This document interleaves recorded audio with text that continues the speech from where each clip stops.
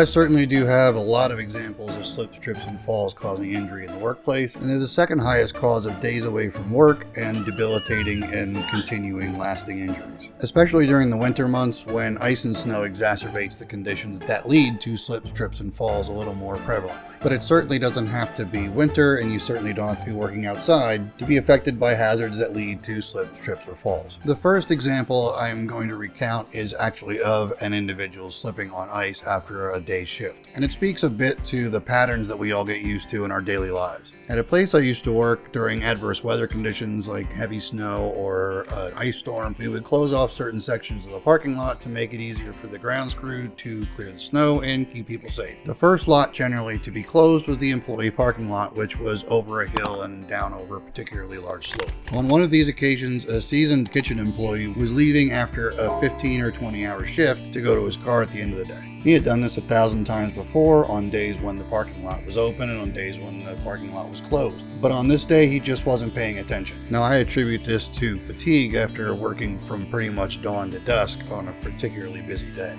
But to get to the point, while walking from the building to the closed parking lot, he slipped on some ice in a crosswalk, fell, and broke his collarbone. Now, just to give you an idea of who we're talking about, picture a cross between Gordon Ramsay, Chef Boyardee, and Arlie Ermy. This dude's tough, and he was very used to walking on greasy kitchen floors all day. But ultimately, this injury ended his 40-year-plus career. Now, while I have hundreds of examples of slip, trip, and fall injuries, my next example comes from the world of manufacturing. Another company I worked for basically made liquid soap products. One product contained as an ingredient a very thick oil. The production process involved putting this oil under high pressure so that it could be injected into bottles for mixing. At some point, the injection system developed a very small pinhole that allowed this oil to effectively be atomized and spread all over the floor. Now, I say that with the joy of hindsight. This issue was neither visibly or tactily very detectable, but it would cause a slipping issue in that area that was reported over and over by multiple different employees. But the leak was so subtle and so rare that it was really hard to pinpoint. And while many employees slipped and one or two actually fell, there were no injuries directly related to this issue before it was solved.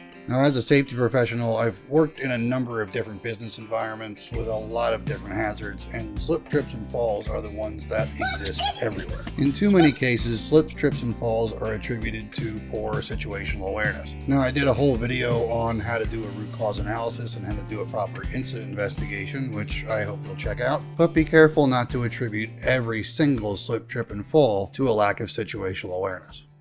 Oftentimes, the root goes deeper.